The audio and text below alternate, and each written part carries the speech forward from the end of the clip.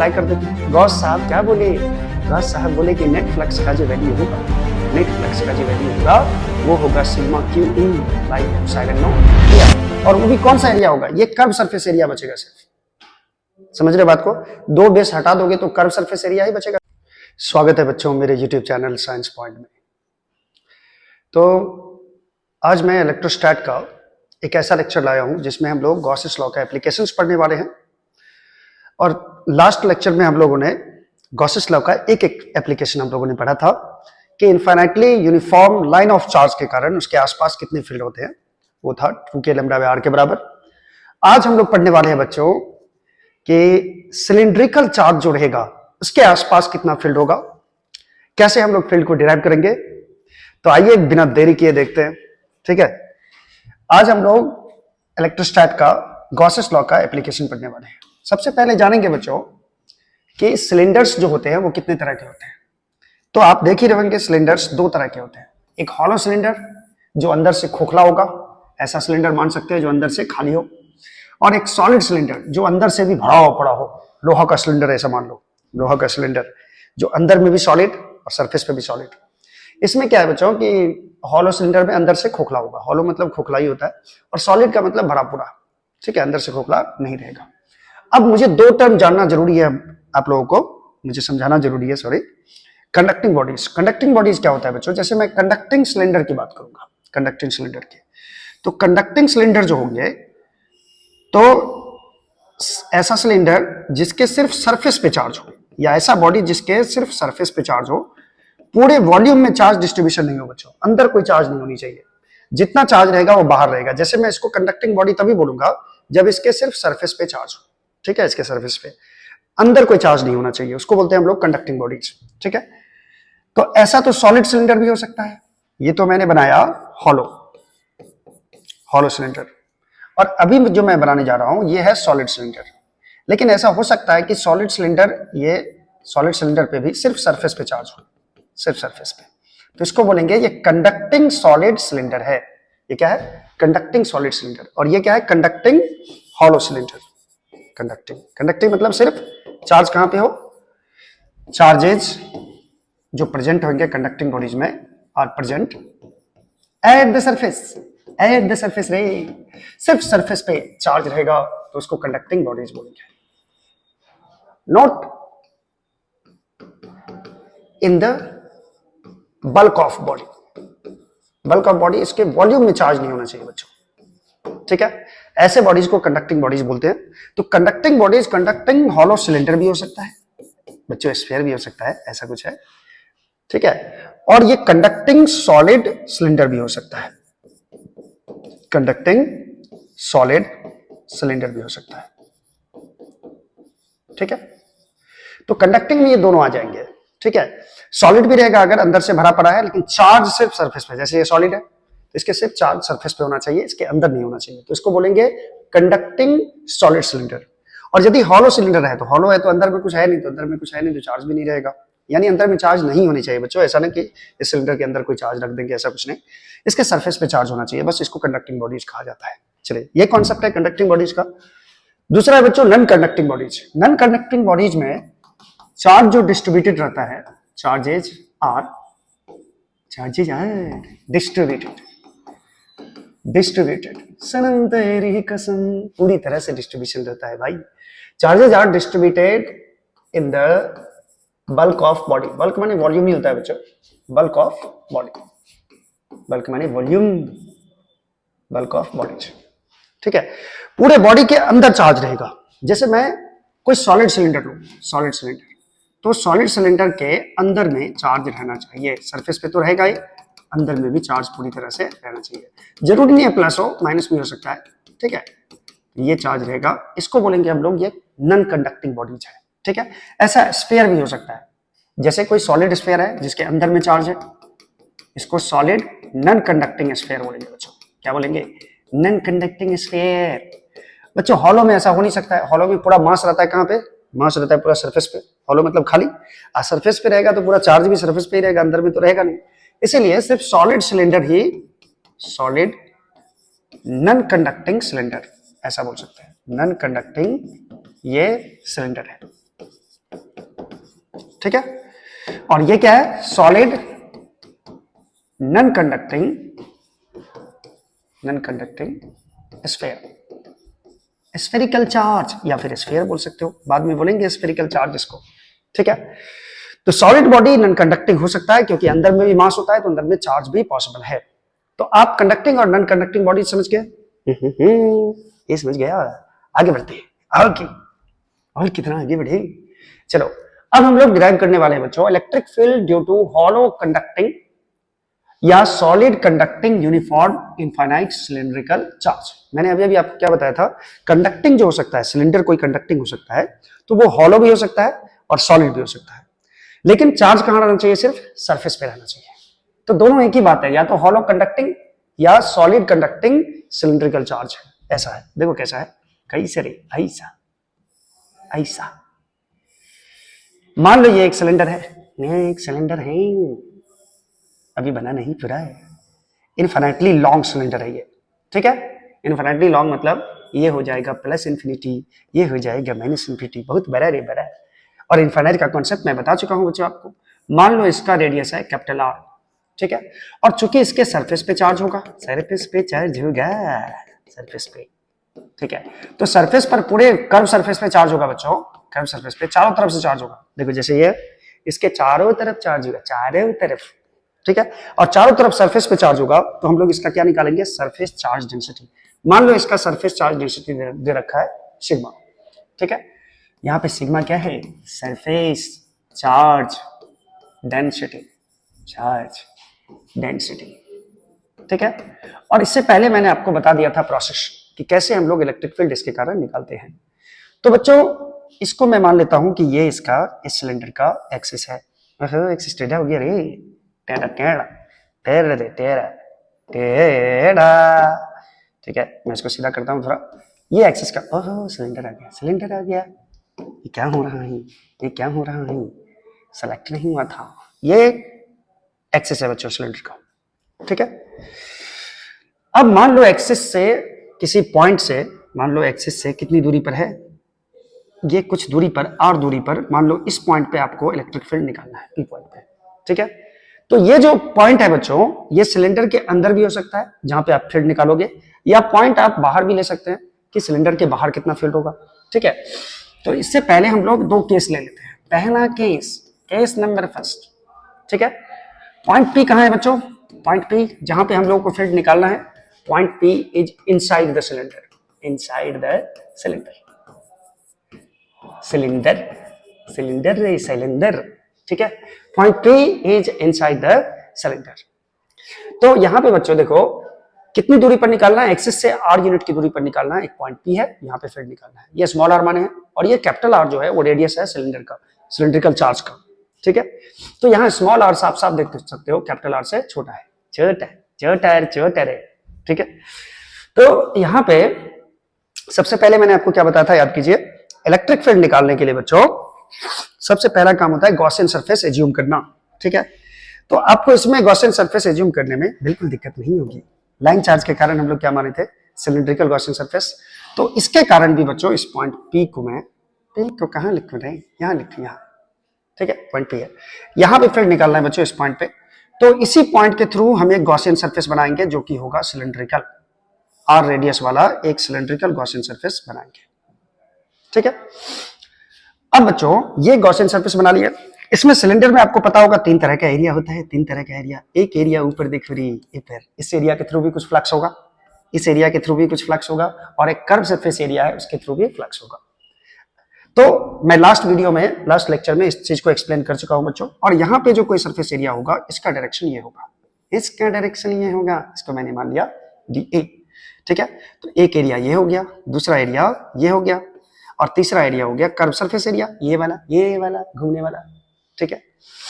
तो सबसे पहले फ्लक्स जो नेट निकलेगा बच्चों, नेट फ्लक्स जो निकलेगा वो तीन एरिया के थ्रू निकलेगा, φ1 प्लस φ2 प्लस φ3। फ्लक्स निकालने के लिए क्या चाहिए, फ्लक्स बराबर होता है ई डॉट ए बच्चों, ई डॉट ए, याद करो फ्लक्स बराबर ई डॉट ए होता है, ई डॉट ए, ठीक है। और जब थीटा का वैल्यू 90 होता है बच्चों तो फ्लक्स का वैल्यू क्या होता है, 0 होता है। यानी इलेक्ट्रिक फील्ड और रेडिया वेक्टर के बीच का एंगल अगर 90 डिग्री हो तो फ्लक्स का वैल्यू क्या होता है, जीरो होता है सर। ठीक है, चलो इस एरिया का डायरेक्शन देखो बच्चों, इस एरिया का डायरेक्शन इधर होगा, इसको मैंने मान लिया ए, इधर की तरफ।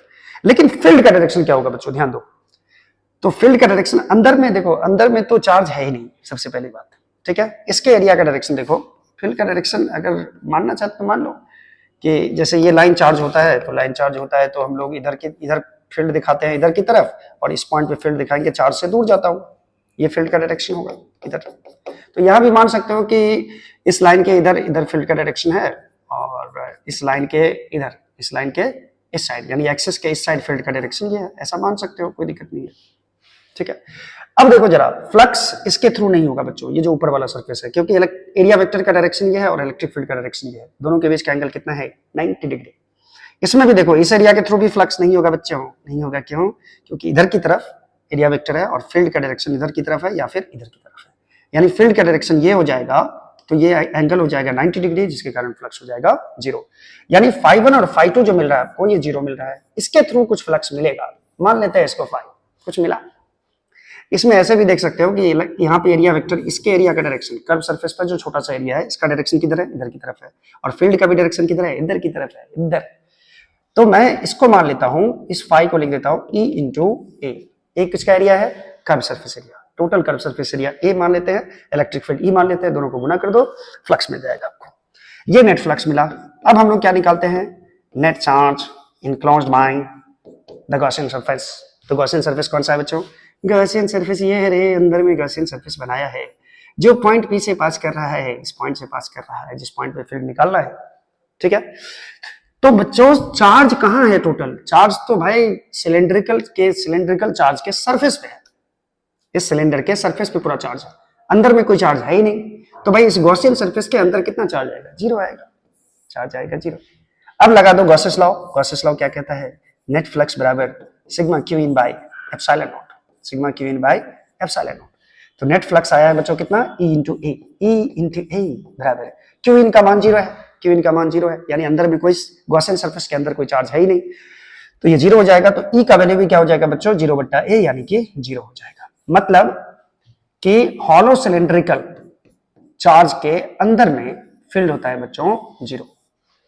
ठीक है, ये चीज याद रखना है, ऐसा दोनों में होगा, हॉलो रहे चाहे सॉलिड कंडक्टिंग सिलेंडर रहे, इसके अंदर में फील्ड क्या होगा बच्चों, जीरो होगा, अंदर में फील्ड कितना होगा, जीरो होगा, ये चीज आपको याद रखना है। ठीक है, चलिए नेक्स्ट केस लेते हैं कि अगर यही पॉइंट पी बाहर में रहता, सिलेंडर के बाहर में रहता, तो वहां पे फील्ड कितना होगा बच्चों। ठीक है, देखते हैं आगे, देखते हैं। अब दूसरा केस ले रहे हैं बच्चों हम लोग, दूसरा केस क्या ले रहे हैं सर, केस नंबर टू। हाँ, तमाम सबूतों और गवाहों के बयान से ये पता चला है, हाँ वो केस नहीं, केस ले रहे हैं व्हेन पॉइंट पी, जिस पॉइंट पे आपको फील्ड निकालना है, point P lies outside the cylinder, यदि सिलेंडर के बाहर कोई पॉइंट रहेगा बच्चों, तो हम लोग इलेक्ट्रिक फील्ड कैसे निकालेंगे, तो बाहर रहेगा बच्चों, बाहर रहेगा तो मतलब क्या, चलो मैं इसके लिए क्या करता हूं, एक और सिलेंडर बना देता हूं, एक और सिलेंडर रे बन जा, आ जा मेरे बच्चे, सिलेंडर आ जा। ठीक है, ये सिलेंडर है, सपोज। ठीक है, चलो इसका मैं एक्सेस ड्रॉ कर देता हूं बच्चों, इसका एक्सेस यहाँ होगा, इसका एक्सेस यहाँ होगा। ठीक है, ये मान लिया, और इसके सरफेस पे चार्ज है बच्चों बहुत सारे, सरफेस पे चार्ज रे चार्ज।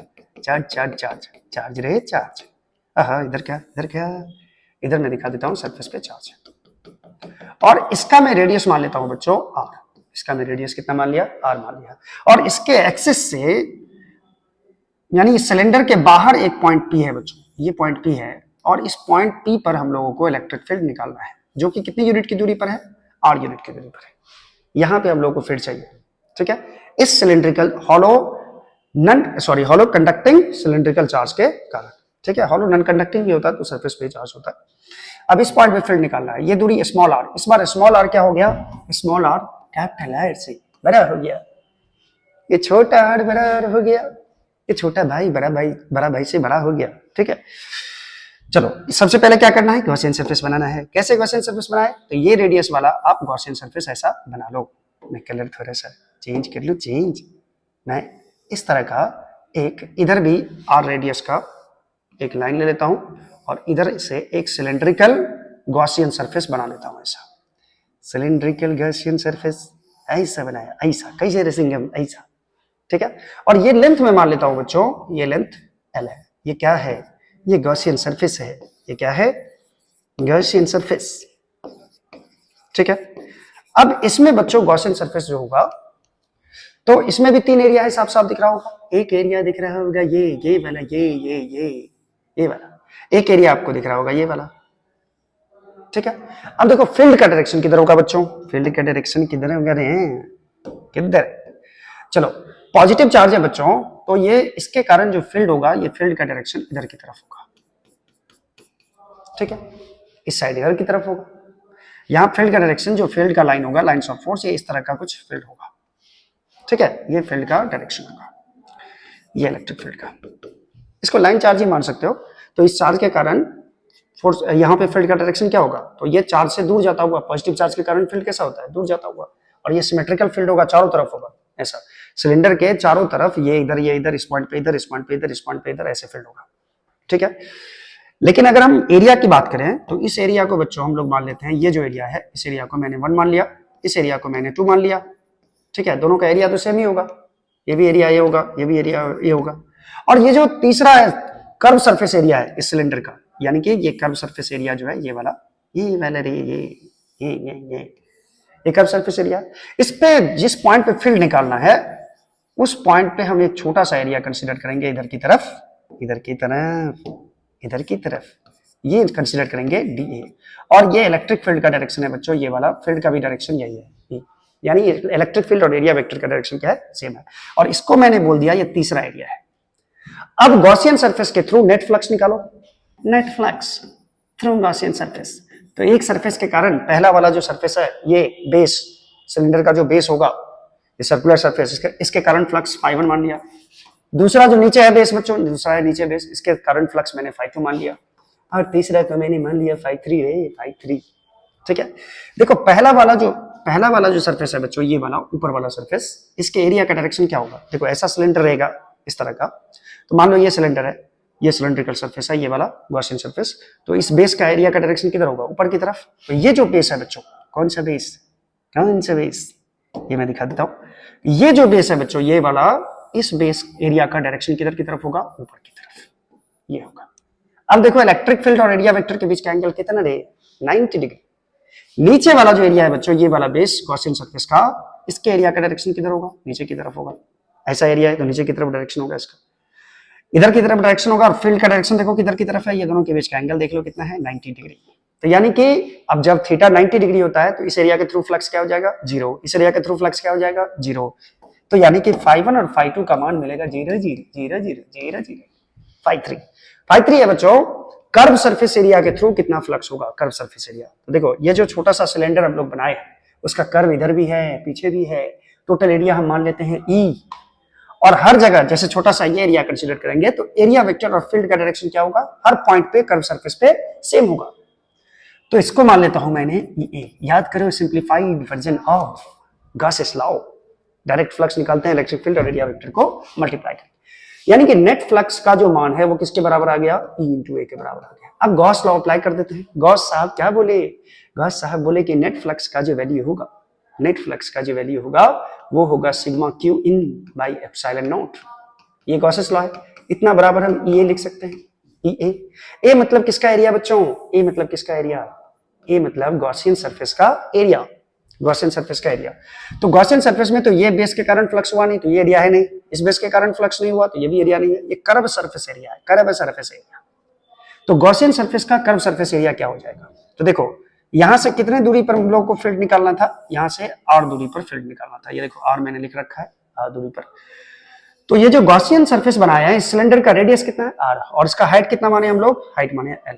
तो एरिया सरफेस एरिया कितना हो जाएगा? सिलेंडर का कर्व सरफेस एरिया कितना हो जाएगा? कर्व सरफेस एरिया हो जाएगा 2πrl।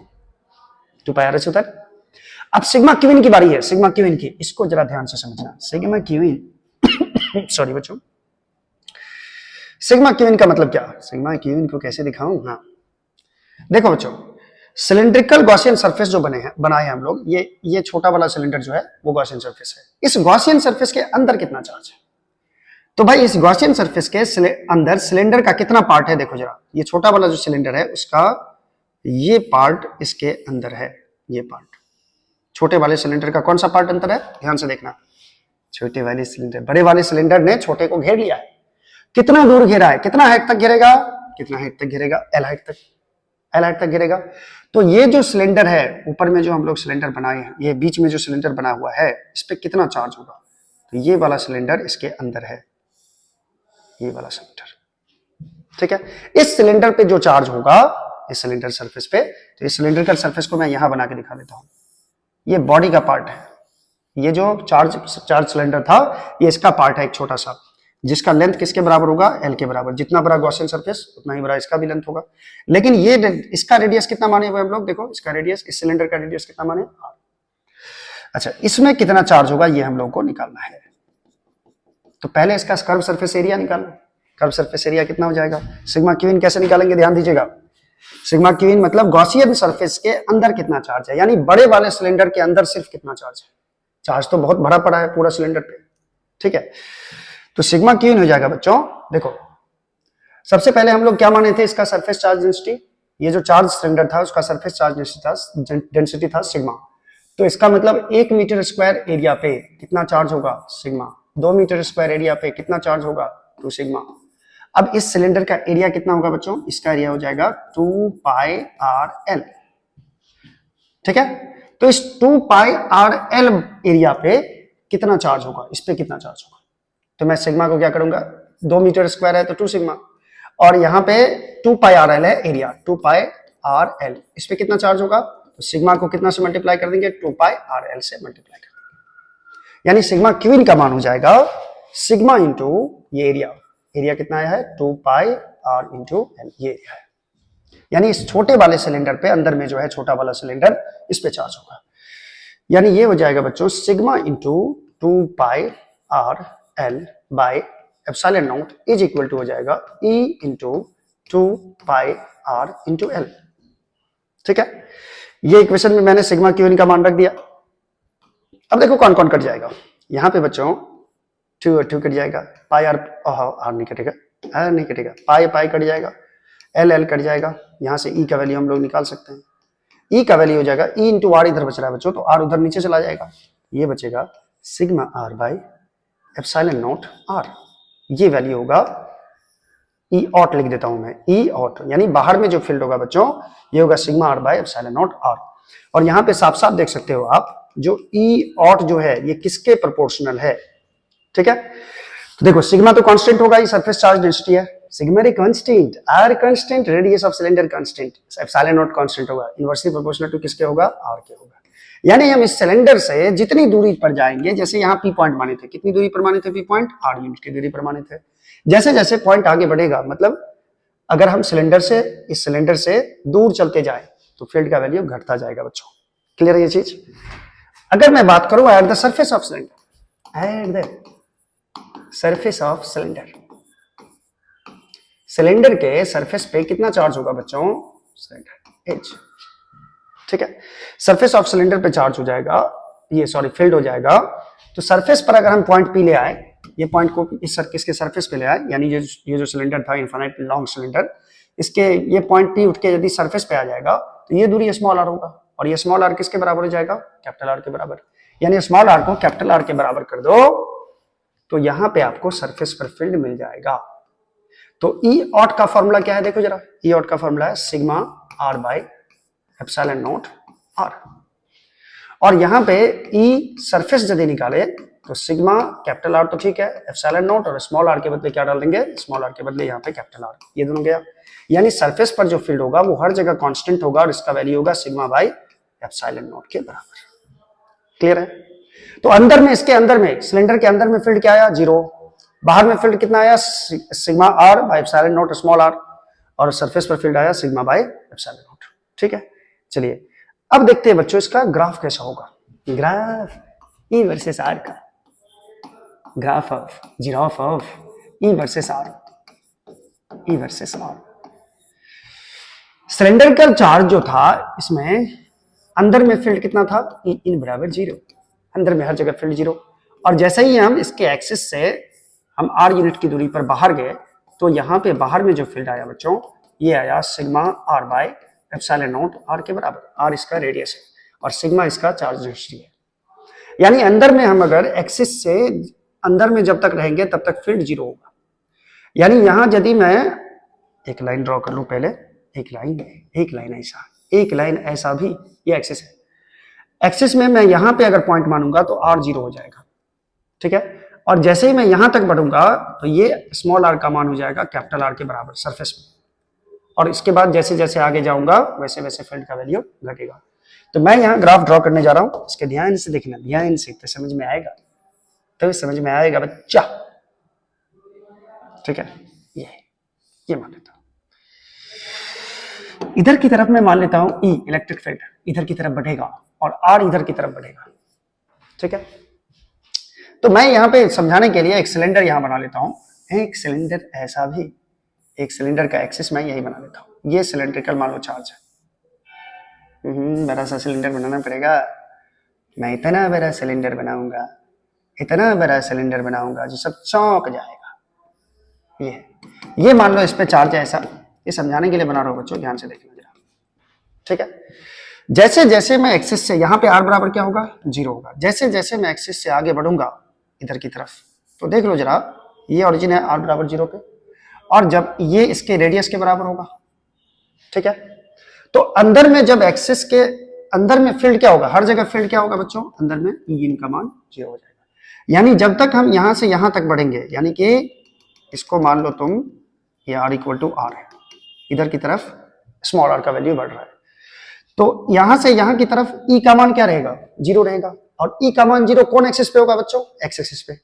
वाई का मान कौन एक्सिस पे 0 होता है, एक्स एक्सिस पे। यानी कि जब तक हम यहां से यहां तक जाएंगे तब तक फील्ड का ग्राफ ऐसा ही रहेगा, ये रहेगा, ये। अब हम कहां गए, अब हम आ गए सरफेस पे, यहां पे आ गए। सरफेस पे जैसे ही आए तो सरफेस पर फील्ड कितना निकाले थे, याद करो, सिग्मा बाय एप्सिलॉन नॉट। यानी सरफेस पर स्मॉल r का मान किसके बराबर हो जाता है, कैपिटल R के बराबर। स्मॉल r किसको माने हो आप, x को, और e किसको माने हो, y को।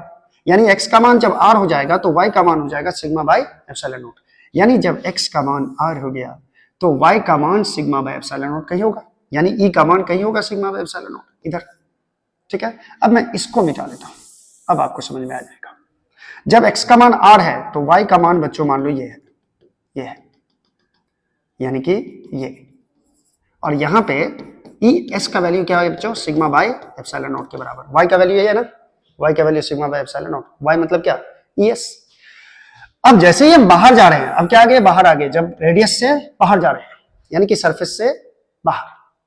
तो सिलेंडर से बाहर जाओगे तो देखो बाहर में जो डायरेक्शन, बाहर में जो फील्ड है बच्चों, ई ऑट, ये इनवर्सली प्रोपोर्शनल टू किसके है, आर के। यानी इनवर्सली प्रोपोर्शनल का ग्राफ जो होगा वो कुछ इस तरह हो जाएगा, धीरे धीरे फील्ड घटना शुरू हो जाएगा, ठीक है।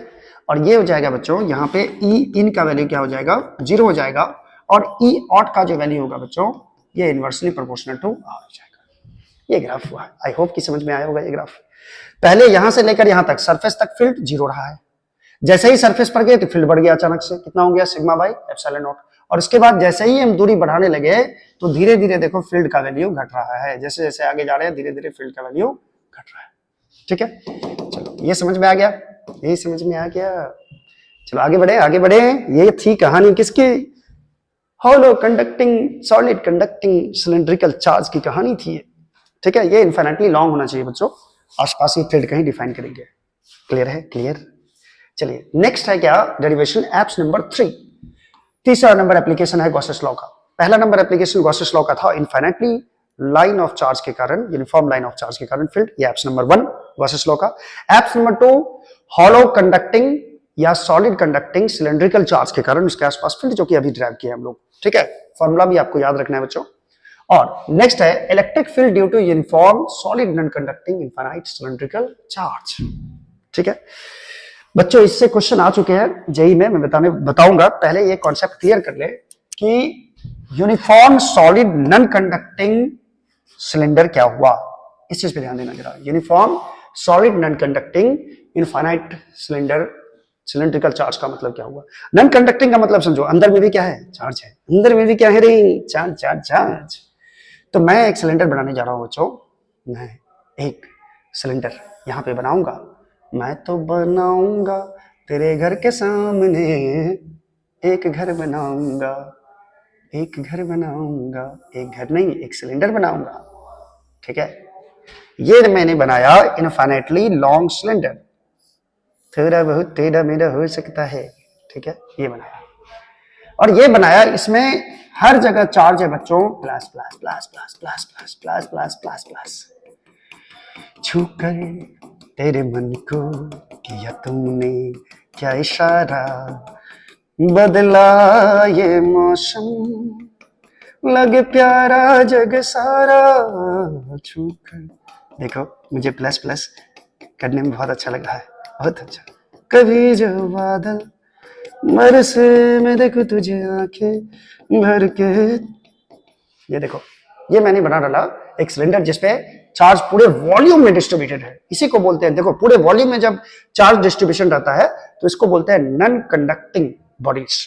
ठीक है, सिर्फ सरफेस पे चार्ज रहता है तो उसको बोलते हैं कंडक्टिंग बॉडीज। इसलिए मैंने बोला है नॉन कंडक्टिंग सिलेंडर है ये, solid non conducting cylindrical charge है। ठीक है, अब मैं क्या करूं राम, ये मैंने इसका रेडियस मान लिया आर के बराबर। ठीक है, और एक मैंने एक्सिस ड्रॉ किया बच्चों, बच्चे ध्यान से देखना बच्चों, ये इसका मैंने एक्सिस ड्रॉ किया, एक्सिस ड्रॉ किया। क्लियर है चीज?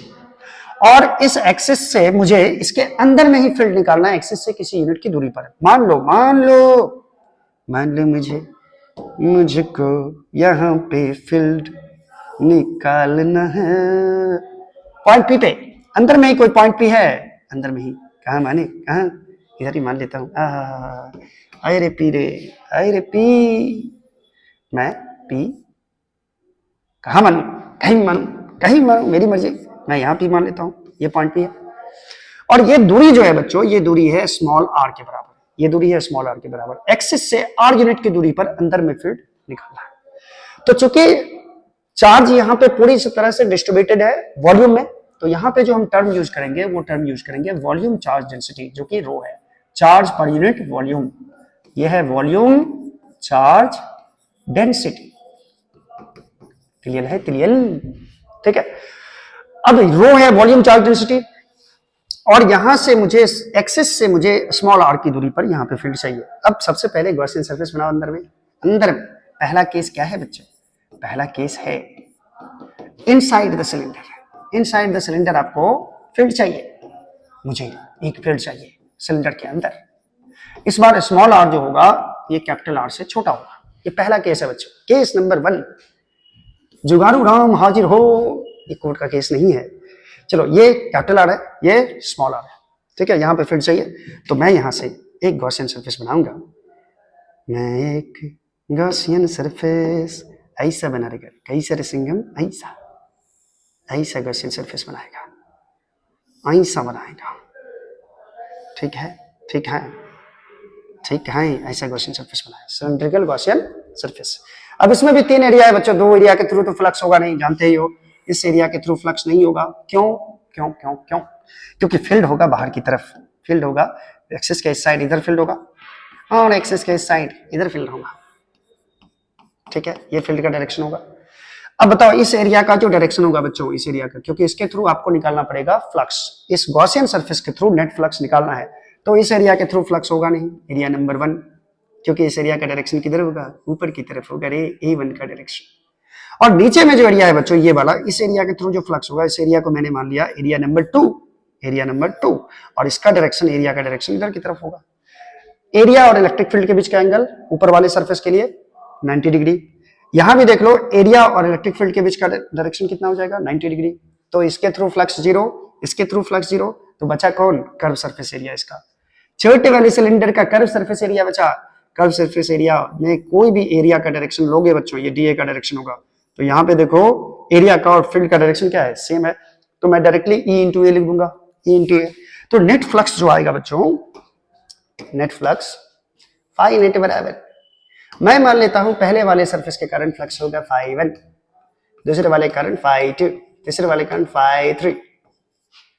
ठीक है, चलो नेट फ्लक्स का जो वैल्यू होगा बच्चों, ये फाई 1 का वैल्यू हो जाएगा 0। आप जानते हो इस एरिया के थ्रू फ्लक्स क्या हो जाएगा 0, क्योंकि फील्ड देखो ऐसे जा रहा है, एरिया वेक्टर ऊपर की तरफ, एंगल दोनों के बीच का 90 डिग्री, तो फ्लक्स क्या हो जाता है 0। फाई 2 भी सेम तरह से 0 हो जाएगा, ये एरिया के थ्रू फ्लक्स क्या हो जाएगा 0। अब बचा कर्व सरफेस एरिया, तो फील्ड कितना है, फ्लक्स का फॉर्मूला क्या होता है, field into area, field into area. Area किसका, गॉसियन सरफेस का एरिया, और वो भी कौन सा एरिया होगा, ये कर्व सरफेस एरिया बचेगा सिर्फ। समझ रहे बात को, दो बेस हटा दोगे तो कर्व सरफेस एरिया ही बचेगा सिलेंडर का। और इस सिलेंडर का कर्व सरफेस एरिया कितना हो जाएगा, सिलेंडर का कर्व सरफेस एरिया होता है 2 पाई आर एच। तो गॉसियन सरफेस का रेडियस कितने के बराबर बच्चों, देखो साफ साफ दिख रहा है, आर के बराबर, स्मॉल आर के बराबर। और इसका हाइट मैं कुछ मान लेता हूं, यहां से लेकर यहां तक की हाइट को मैंने एल मान लिया। ये कैसा एल है, इस हाइट को मैंने यहां से लेकर और यहां तक के हाइट को मैंने मान लिया एल, तो 2 पाई आर एल हो जाएगा। नेट फ्लक्स का वैल्यू हो जाएगा, ये नेट फ्लक्स का वैल्यू हो जाएगा E into 2 pi R L. Clear है, आई होप तितलियल है। ठीक है, अच्छा अब देखते हैं बच्चों, अब गॉस लॉ लगाने के लिए आपको चाहिए सिग्मा क्यू इन का वैल्यू कितना होगा। मैंने स्टेप्स इससे पहले वाले लेक्चर में लिख दिया था आपको क्या क्या करना है। गॉसियन सरफेस पहले ड्रॉ करना है, उसके बाद गॉसियन सरफेस से रिलेटेड जो फ्लक्स होंगे नेट, वो निकालना है, जैसे मैंने निकाला नेट फ्लक्स। अब निकालना है गॉसियन सरफेस के अंदर कितना चार्ज है, अंदर कितना चार्ज है रे, इस सिलेंडर के अंदर कितना चार्ज है, छोटे वाले सिलेंडर के अंदर कितना चार्ज है, ये बताना पड़ेगा। देख रहे हो, देख रहे हो, देख रहा है विनोद, कितना घुमा घुमा के चार्ज पूछा जा रहा है। देखो इस सिलेंडर के अंदर कितना चार्ज है ये निकालना है। रो है इसका वॉल्यूम चार्ज डेंसिटी, पूरे सिलेंडर का, बड़े वाले सिलेंडर का रो है वॉल्यूम चार्ज डेंसिटी। रो क्या बताता है रे, 1 मीटर क्यूब वॉल्यूम पे रो चार्ज होगा, कितना चार्ज होगा रो। 2 मीटर क्यूब वॉल्यूम पे कितना चार्ज होगा 2 रो, और 3 मीटर क्यूब वॉल्यूम पे कितना चार्ज होगा 3 रो, 3 रो 3। ठीक है, अच्छा अब मैं क्या करूंगा, अब तो साफ साफ समझ गए होंगे कि गॉसियन सरफेस के अंदर कितना चार्ज है। इसको निकालने के लिए पहले गॉसियन सरफेस का बच्चों वॉल्यूम निकालना होगा। तो मान लेते हैं इसका वॉल्यूम V है, V है, तो V मीटर क्यूब पे वॉल्यूम चार्ज कितना होगा, रो इंटू V होगा, रो इंटू V। तो सिग्मा क्यू इन बराबर रो इंटू V। अब वॉल्यूम किसका लेंगे, तो किसके अंदर चार्ज निकालना चाहते हो, ये छोटे वाले सिलेंडर के अंदर चार्ज निकालना चाहते हैं सर, तो वॉल्यूम भी किसका लेंगे सर, तो वॉल्यूम भी इसी का लेंगे। ठीक है, छोटे वाले सिलेंडर का वॉल्यूम कितना होगा बच्चों, तो वॉल्यूम होता है पाई आर स्क्वायर एच। सिलेंडर का वॉल्यूम कितना होता है पाई आर स्क्वायर एच। तो इस छोटे वाले सिलेंडर का रेडियस है स्मॉल आर के बराबर और हाइट है एल के बराबर, तो वॉल्यूम हो जाएगा बच्चों पाई आर स्क्वायर एच होता है, तो एच के बदले मैंने यहाँ एल डाल दिया। ये क्या हो गया सिग्मा क्यू इनका वैल्यू। आई होप कि समझ रहे होंगे, आई होप। चलो अब देखता हूं गॉसेस लॉ लगा के। गॉसेस लॉ कहता है कि नेट फ्लक्स का जो वैल्यू होता है बच्चों, वो sigma Q in by epsilon not के बराबर होता है। मेरा माइक तू जिंदा है रे, हाँ जिंदा है, लाइव लाइव कहने का मतलब बच्चों भावनाओं को समझो। नेट फ्लक्स का वैल्यू देखो कितने के बराबर है, फाइनेट ई इंटू 2 पाई आर।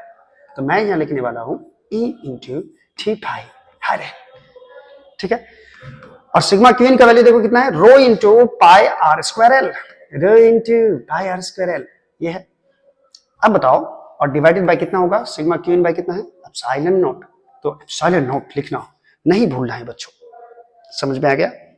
तो देखो जरा ई का वैल्यू यहां से मुझे निकालना है, तो ई का वैल्यू निकालने के लिए क्या करने पड़ेगा रे, क्या करेगा, देखो ई का वैल्यू निकालने के लिए बच्चों पाई पाई मार दो, एक आर भी मर गया।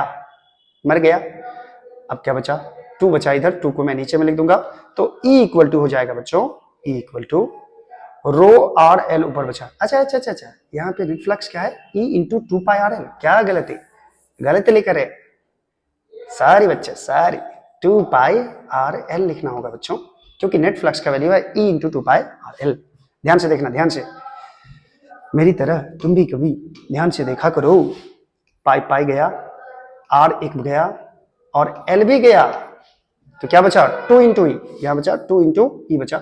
इधर बच रहा है बच्चों rho r by epsilon naught, rho r by epsilon naught. तो यहां 2 इधर भेज दो, तो ई बराबर हो जाएगा बच्चों rho r by 2 epsilon not. और ये जो ई का वैल्यू है बच्चों, चूंकि ये अंदर में फील्ड है इसीलिए मैं इसको लिखने जा रहा हूं ई इन बराबर, ई इन बराबर, ठीक है, ई इन बराबर हो जाएगा रो आर बाई 2 एप्सिलॉन नॉट। 2 इधर जाएगा, नीचे आ जाएगा ये वाला 2, तो ये अंदर में जो फील्ड बचा ये रो आर बाई एप्सिलॉन नॉट। तो रो कांस्टेंट होगा, वॉल्यूम चार्ज डेंसिटी है, 2 कांस्टेंट, एप्सिलॉन नॉट कांस्टेंट, तो ई इन किसके प्रोपोर्शनल हो जाएगा, आर के प्रोपोर्शनल। यानी कि हम एक्सिस से जैसे जैसे दूर जाएंगे आर का, स्मॉल आर का वैल्यू बढ़ेगा तो फील्ड का वैल्यू भी बढ़ेगा। ये कैसे हो सकता है सर, आप चार्ज से दूर जा रहे हैं तो फील्ड कैसे बढ़ रहा है, फील्ड तो घटना चाहिए ना। अरे बुरबक घटेगा ही, देखते रहो कैसे घटेगा, नहीं बढ़ेगा, नहीं बढ़ेगा, कैसे बढ़ेगा देखो। यदि मान लो कि मैंने एक बड़ा सा सिलेंडर लिया जिसमें बहुत पॉजिटिव चार्ज है, अब उतना नहीं बनाने के लिए जाऊंगा, समझ जाओ पॉजिटिव चार्ज से ये भरा हुआ है, बड़ा भरा है, ठीक है। मैं आपको ये एक्सप्लेन करने वाला हूं कि ये एक्सिस से दूर जाने से फील्ड क्यों बढ़ रहा है, स्मॉल आर का वैल्यू बढ़ने से। ये रेडियस है मान लो आर सिलेंडर का, अगर मैं दूरी यहां लूं, जैसे मान लो मैं जो बोल रहा हूं, मान लो ये इस पॉइंट पे मुझे फील्ड निकालना है, ये दूरी हो जाएगी आर, तो हम गॉसियन सरफेस कैसा बनाएंगे, आइंसा गॉसियन सरफेस बनाएंगे ऐसा पी पॉइंट से होते हुए। अब इसमें जितना चार्ज होगा उसी के कारण फील्ड होगा, ठीक है। अब मैं थोड़ा सा इस आर को थोड़ा सा बढ़ा देता हूं, अगर मैं यहां पे पॉइंट लेता पी तो ये दूरी होता आर, ये दूरी होता आर। अब आप गॉसियन सरफेस कैसा बनाते, ऐसा बनाते रहे सिंघम, ऐसा गॉसियन सरफेस बनाते हैं, थोड़ा सा बड़ा, ठीक है। यानी रेडियस बढ़ने से जो गॉसियन सरफेस के अंदर का चार्ज बढ़ रहा है, इसीलिए इस पॉइंट से ज्यादा फील्ड बच्चों इस पॉइंट पे होगा, क्योंकि चार्ज की मात्रा क्या हो जाएगी गॉसियन सरफेस में, बढ़ जाएगी, तो फील्ड भी क्या हो जाएगा, बढ़ जाएगा। इसीलिए अंदर में जो फील्ड होता है ये आर के प्रोपोर्शनल आ रहा है, आपको समझ रहा है। जैसे जैसे एक्सिस से दूर जाओगे तो गॉसियन सरफेस का चार्ज क्या होगा, बढ़ता जाएगा, चार्ज बढ़ता जाएगा तो फील्ड भी बढ़ता जाएगा। चार्ज बढ़ेगा तभी तो फील्ड बढ़ेगा, ठीक है। चलो, तो ये समझ में आया होगा आपको कि अंदर में कितना फील्ड होता है, rho R by 2 epsilon not. इस चीज को भूलना नहीं है बच्चों, बिल्कुल भी भूलना नहीं है। चलो नेक्स्ट करते हैं, तो दूसरा केस लेते हैं। यही पॉइंट पी बच्चों, यही पॉइंट पी, ये जो पॉइंट पी है यहां लिखा है मैंने पी चर्ट ऐसा पी, ये पॉइंट पी अगर बाहर रहता, यानी कि अगर आपको बोलते हैं यहां पे फील्ड निकालो कितना होगा, ठीक है, आउटसाइड, यानी केस 2 ले रहे हैं, आउटसाइड सिलेंडर, बाहर की तरफ फील्ड कितना होगा, केस टू फाइल किया है मिस्टर मल्होत्रा, क्या देखो जरा, आउटसाइड पॉइंट या आउटसाइड द सिलेंडर, इस बाहर सिलेंडर के बाहर फील्ड निकालना है, आउटसाइड द सिलेंडर। मैं फिर से एक सिलेंडर बनाता हूं, कितना सिलेंडर बनाइएगा सर, कितना सिलेंडर बनाइएगा सर, ये माइनस इन्फिनिटी, ये प्लस इन्फिनिटी, यानी इन्फिनिटली लॉन्ग सिलेंडर है बच्चों, और इसमें है पॉजिटिव चार्ज, इसमें है पॉजिटिव चार्ज। जन्म जन्म जन्म साथ चलना यूं, कसम तेरी कसम यही, एक जहां हो भले दो बदन हो जुदा, मेरी हो के हमेशा तू। देखो बन गया। अब इसका एक्सेस में,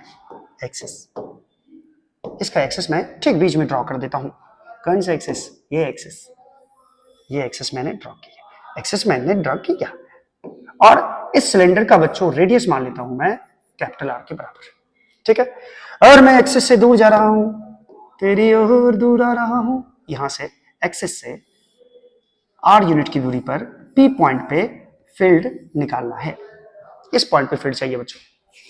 तो शुरू हो जाइए, सबसे पहले क्या बनाएंगे, गॉसियन सरफेस। स्टोरी याद रख लो, सबसे पहले क्या बनाना है, गॉसियन सरफेस। तो इसके सिमेट्रिक गॉसियन सरफेस तो सिलेंड्रिकल ही होगा, तो मैं एक सिलेंड्रिकल गॉसियन सरफेस बना लेता हूं। इधर भी आर यूनिट की दूरी पे आ जाओ बच्चा, यहाँ पे आर ही दूरी होगा, और ये यहाँ पे एक सिलेंडर बना लेता हूं मैं। ये है गॉसियन सरफेस, यह है गॉसियन सरफेस, ठीक है। अब देखो जरा, ये इसका रेडियस है स्मॉल आर के बराबर, है कि नहीं है, बोलो, ठीक है। ये गॉसियन सरफेस का रेडियस हो गया, पॉइंट भी बाहर है, तो बाहर हो जाएगा, तो स्मॉल आर जो होगा ये कैपिटल आर से बड़ा होगा। कैपिटल आर इतना ही है, स्मॉल आर इतना है, बड़ा हो गया। बाहर में फील्ड निकालना है। सेम केस लगाओ, नेट फ्लक्स निकालो, net flux through Gaussian surface. अब गॉसियन सरफेस में बच्चों किस एरिया के थ्रू फ्लक्स होगा आप जान सकते हो, क्योंकि ये पॉजिटिव चार्ज है तो फील्ड हमेशा किधर की तरफ होगा। अगर मैं एक्सिस के इधर फील्ड निकालूं या सिलेंडर के इस साइड, तो ये फील्ड इधर की तरफ होगा, ठीक है। और इस साइड निकालूं तो ये फील्ड का डायरेक्शन इधर की तरफ होगा। अब मैं मान लेता हूं, मान लो, तुम भी मान लो, सब मान लो, ये एरिया A1, ये एरिया है 1, ठीक है। इधर नहीं लिखो, इधर नहीं लिखो, इधर मत लिखिए सर, मुझे समझ में नहीं आएगा। इस एरिया को मैंने बोल दिया 1 1, समझ जाओगे। ये वाला सरफेस, इसके थ्रू मैंने, ये एरिया हो गया A। अब देखो एरिया और फील्ड के बीच का एंगल कितना हो जाएगा। देखो ये बेस है, ये वाला ऊपर वाला बेस, इसका एरिया का डायरेक्शन ये होगा, फील्ड इधर 90 डिग्री एंगल, इसके थ्रू फ्लक्स जीरो। सेम होगा इसके थ्रू भी, इसके थ्रू भी फ्लक्स क्या हो जाएगा बच्चों, ये दूसरा एरिया है, इस एरिया के भी डायरेक्शन नीचे की तरफ होगा, फील्ड किधर है, बाहर की तरफ। समझ रहे हो, ठीक है। तो इसके थ्रू भी फ्लक्स जीरो होगा। बचा कौन सा area, curve surface area. Cylinder में 3 एरिया होता है, मैंने बता चुका है, एरिया वेक्टर जाके पढ़ लो, उसमें अच्छी तरह से बताया गया है।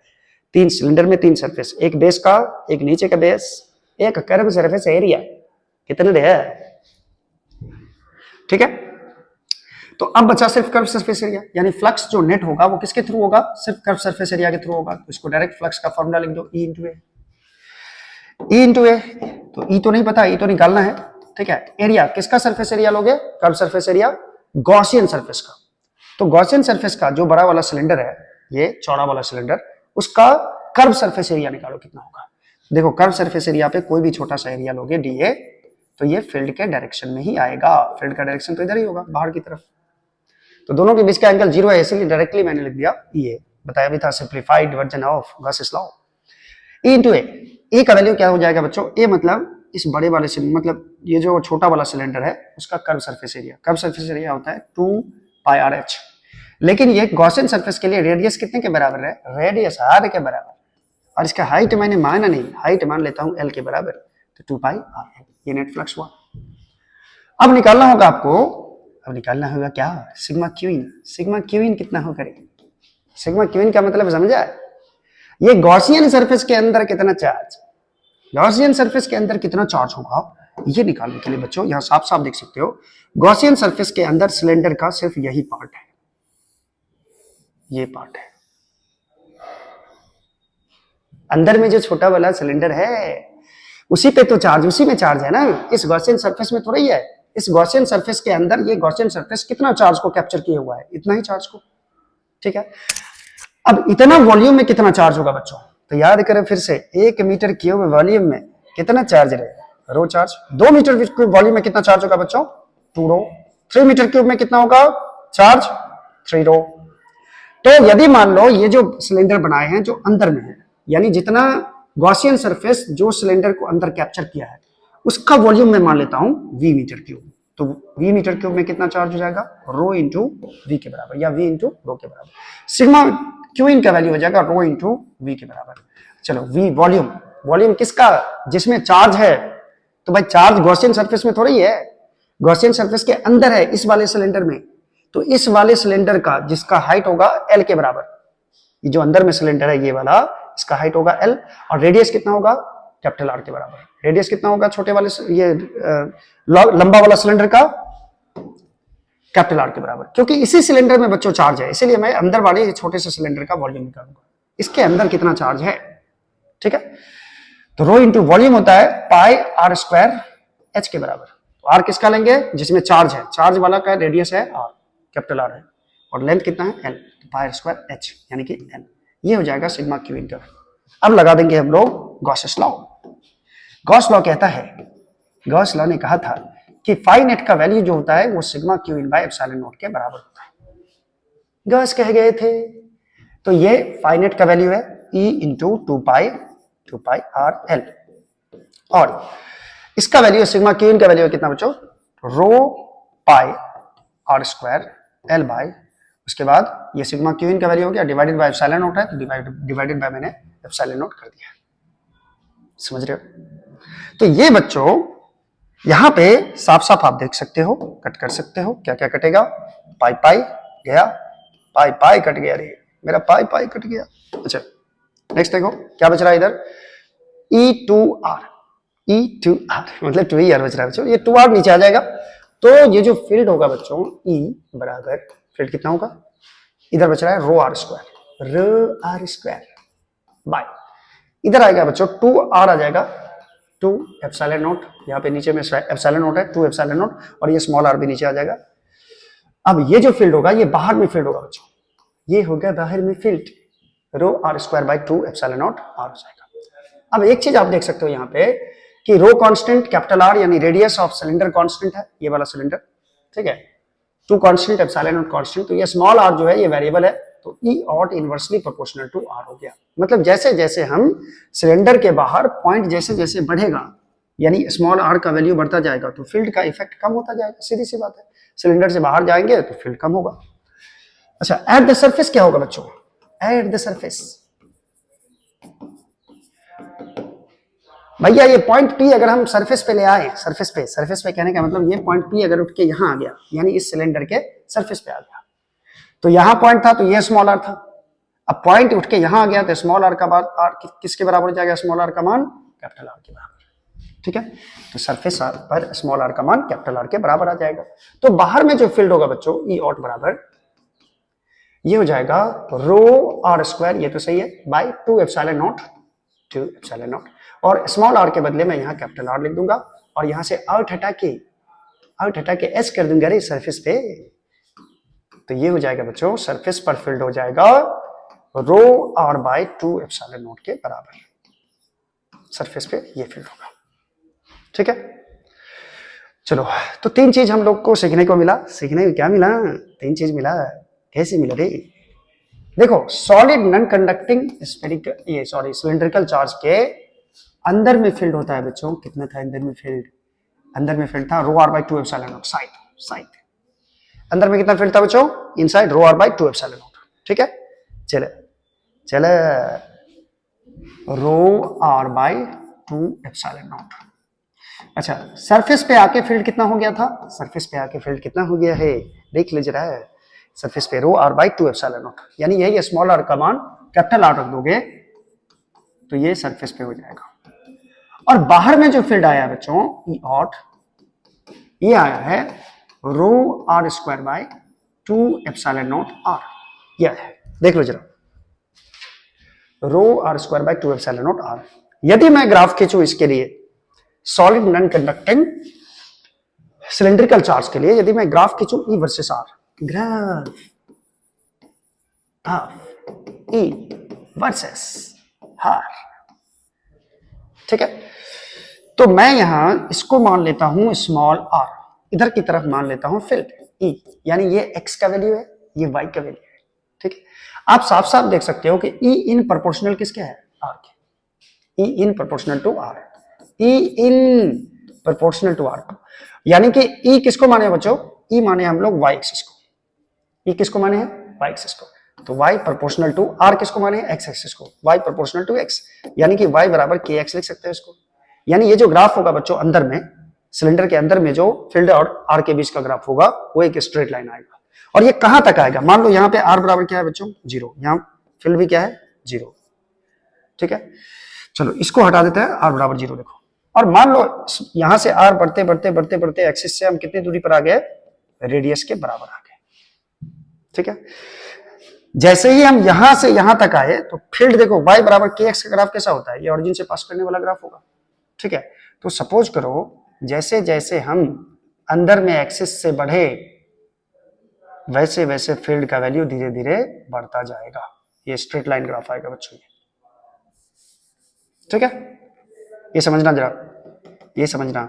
और जैसे ही स्मॉल r का मान रेडियस के बराबर होगा तो ये तो सरफेस पे होता है, ये कहां होता है, सरफेस पे होता है, तो सरफेस पर फील्ड कितना हो जाएगा बच्चों, यहाँ पे आके फील्ड सरफेस पे ES के बराबर हो जाएगा, ES, इसको मैंने क्या मान लिया ES, और ES का मान कितना होगा ये मैंने लिखा है rho r by 2 epsilon not के बराबर। जैसे जैसे हम एक्सिस से दूर बढ़ेंगे धीरे धीरे फील्ड का वैल्यू देखो बढ़ता जा रहा है, कहां तक बढ़ा, सरफेस तक। अब सरफेस के बाद यानी सिलेंडर से जब बाहर निकलेंगे तो फील्ड का वैल्यू घटेगा, कैसे घटेगा ये देख लो बच्चों। देखिए एक्चुअली हम क्या बताने वाले हैं आपको, इसको ध्यान से समझिए जरा, या इसी में मैं बता देता हूं, इसी में ग्राफ में ही देखो, ये मान लो सिलेंडर है, अंदर में चार्ज है पूरा भरा हुआ, जैसे मैं एक्सिस से दूर जाऊंगा, यहां रहूंगा तो r बराबर 0 होगा, और जैसे जैसे मैं r का मान बढ़ाऊंगा वैसे वैसे फील्ड का भी वैल्यू क्या होगा, बढ़ता जाएगा। तो जैसे जैसे r बढ़ा वैसे वैसे फील्ड भी बढ़ा। ठीक है, कहां तक फील्ड बढ़ेगा, सरफेस तक। अब यहां हम सरफेस पे आ गए, सरफेस तक फील्ड, सरफेस पर फील्ड इसका मतलब मैक्सिमम होता है। उसके बाद जैसे ही हम बाहर गए, बाहर पी पॉइंट, यानी कि ये दूरी हो गया r, बाहर गए तो बाहर में जो फील्ड होता है बच्चों, ये इनवर्सली प्रोपोर्शनल टू r होता है, यानी ई ऑट का जो वैल्यू होगा ये इनवर्सली प्रोपोर्शनल टू r होगा। और इनवर्सली का ग्राफ कैसा होता है बच्चों, सरफेस के बाद धीरे धीरे फील्ड घटेगा। तो यहां पे मैं फील्ड बनाऊंगा, ग्राफ ऐसे बनाऊंगा, यानी ई ऑट का जो वैल्यू होगा ये इनवर्सली प्रोपोर्शनल टू r हो जाएगा। और अंदर में देखो, अंदर में ई इन प्रोपोर्शनल टू r है, ई इन प्रोपोर्शनल टू r, यानी इस रेडियस से बाहर ई आउट हो गया, रेडियस के अंदर ई इन हो गया, यानी ये ग्राफ हो जाएगा ई वर्सेस r का। क्लियर है ये चीज? तो आज के लिए इतना ही करते हैं। नेक्स्ट सेशन में हम लोग करने वाले हैं फिर ऑप्शन नंबर 4, यानी कि गॉसेस लॉ का application number 4। Thin sheet of charge के कारण, infinitely thin sheet of charge के कारण फील्ड देखेंगे, infinitely thick sheet of charge के कारण भी फील्ड देखेंगे, उस पर बहुत सारे इंपॉर्टेंट क्वेश्चंस भी देखेंगे। तब तक के लिए थैंक यू, पढ़ते रहिए, थैंक यू सो मच।